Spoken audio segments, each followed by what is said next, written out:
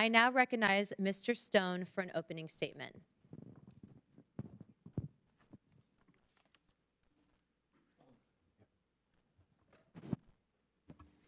Thank you, Chairman Luna, Chairwoman. Yeah, it's a pleasure to be here. You know, I was here 33 years ago. I was sat in one of these rooms in Washington, and I told the congressmen and women about this movie I just made, JFK. And half of them were wondering what all the fuss was about. It was just a movie.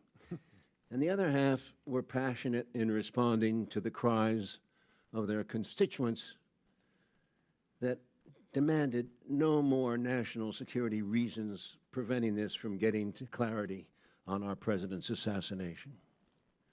The Warren Commission of 1964, as it turned out, got us to second base with a lot of unknowns. And what was that? Obfuscations.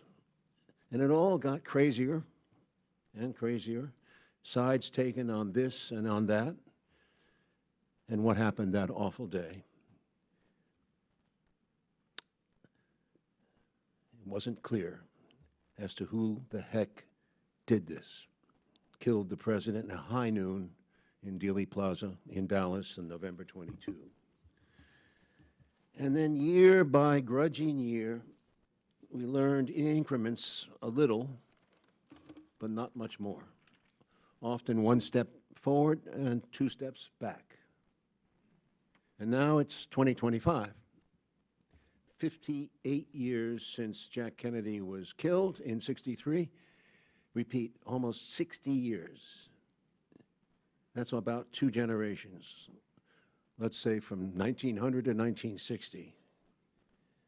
As a result of the 1992 hearings that resulted from my film, in which I participated, Congress passed the JFK Records Act, which firmly said all the records out unless you have a strong reason to protest our national security. All the reasons, all the records out, which is exactly what this case was. A national security matter. Our president was killed. What is more important than that? Well, the Assassination Records Review Board really tried for a few years till 1998 to get those records out.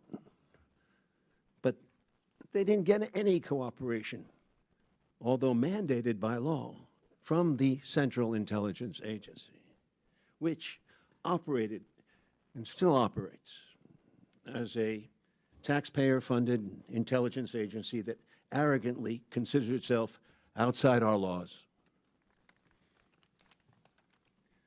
They say things like, "We will get back to you on that," and they never do. Or they give me a day and I'll come up with a reason why this matter is a national security matter, et cetera, et cetera. Nothing of importance has been revealed by the CIA in all these years, although we know from other records that there's a illegal criminal activities in every facet of our foreign policy in practically every country on earth. Just to begin, Cuba, Vietnam, Indonesia, Egypt, South America, the Middle East. We could write a whole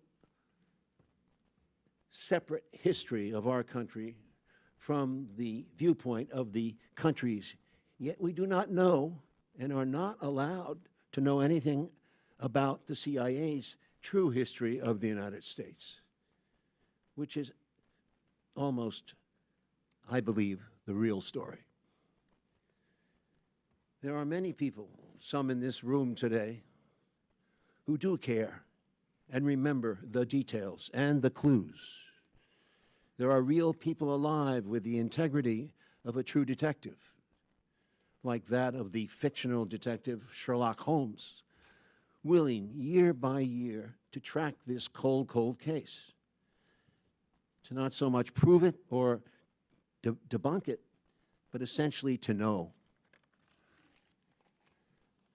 if this so-called democracy of ours has a foundation or a future, a meaning or a purpose for our country, to mean something more than its wealth or its military might, to the people here and all over the world who loved President John Kennedy, who know he really wanted peace in our time. And by that, he said clearly in one of his greatest speeches, not a Pax Americana enforced by American weapons of war, but a genuine peace. A peace he described so beautifully that we could all share in because we all live on this planet. We all breathe the same air. We all cherish our children's futures, and we are all mortal. Can we return to a world where we can trust our government to level with us, the people for which this government exists? And if some people in power betrayed our Constitution and chose the path of war over peace, let the rest of us see past the lies and let us hear what we think happened.